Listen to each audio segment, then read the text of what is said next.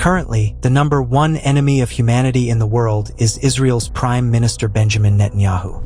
Recently, while people around the world are protesting against Israel for committing genocide in Gaza, even within Israel, there are widespread protests against Netanyahu.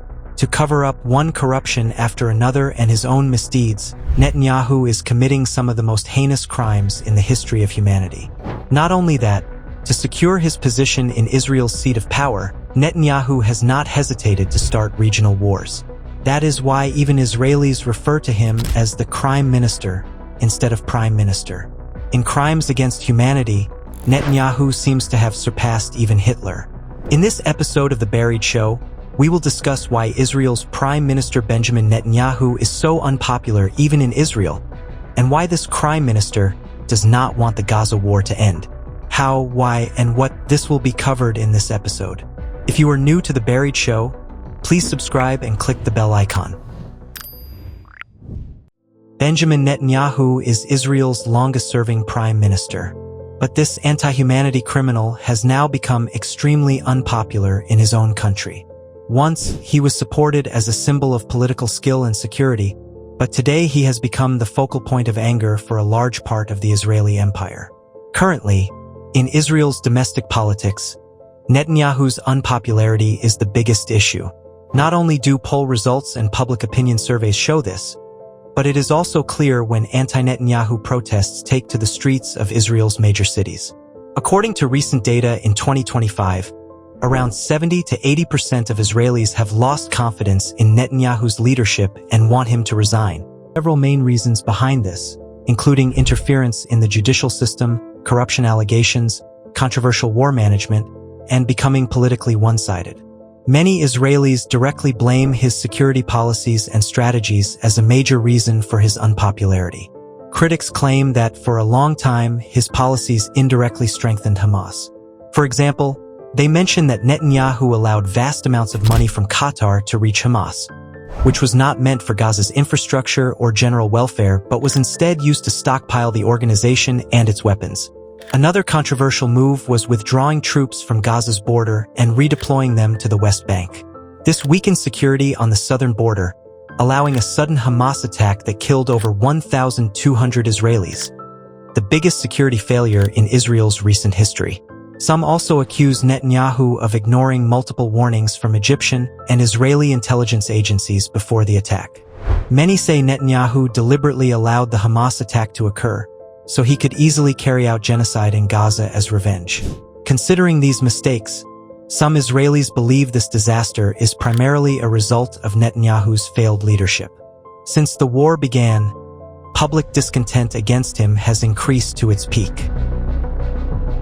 Since 2019, Netanyahu has been accused in cases of corruption, fraud, and breach of trust. Many Israelis believe he is continuing the war merely to avoid prison, as his cases are suspended during wartime.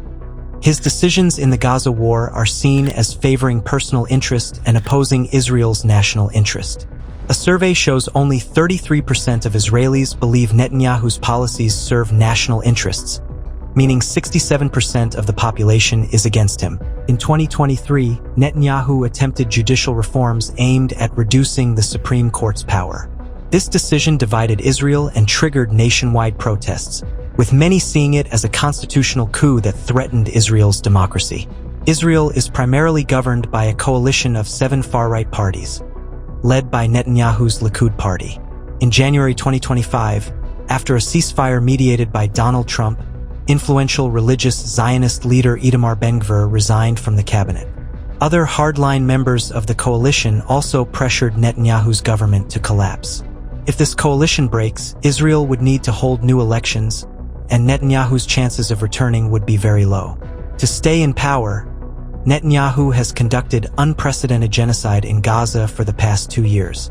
One reason many Israelis supported the Gaza war was to free prisoners, but Netanyahu's government has taken no effective steps to release them. Moreover, the war has caused extensive economic damage to Israel, harmed international relations, and completely destroyed Netanyahu's popularity. In 2019, Netanyahu's opponents mockingly gave him the title Crime Minister instead of Prime Minister. He faces 3 major cases of bribery, fraud, and breach of trust, with possible prison sentences of up to 10 years. The first allegation involves the Bezek Telecom Company, which he allegedly gave regulatory favors worth nearly 1.8 billion shekels, around $500 million. In return, the company's former chairman, Shaul Elovich, ensured positive news coverage of Netanyahu and his wife on a controlled news website. Netanyahu and his wife also accepted gifts worth about 700,000 shekels from Hollywood producer Arnon Milchan and Australian billionaire James Packer, in exchange for helping Milchan's business interests. Additionally, Netanyahu made a secret deal with Arnon Moses, owner of the Yedioth Ahronoth newspaper. In return for favorable coverage, Netanyahu passed laws to block rival companies. According to Israeli law, Netanyahu is not obliged to resign until convicted, so he has delayed these cases for years. While these cases may seem like ordinary corruption, they have caused deep political divisions in Israel. However, in 2024, after the International Criminal Court, ICC, issued a warrant against Netanyahu for war crimes, the crime minister title proved justified. Using starvation as a weapon in Gaza has further increased his global unpopularity. The UK, France, Italy, and several European allies have issued strong statements against him. He has also decided to prevent aid from reaching refugee camps, targeting unarmed people in lines for food, a completely new form of genocide called famine by design. Dying of hunger is considered one of the most unbearable and prolonged forms of human suffering. In the description, you'll find a link to the United Nations Relief and Works Agency. Please, take a moment to help the people of Gaza. Even the smallest donation can make a real difference. Every cent matters and could save a life. Donate what you can today. Be human, be kind.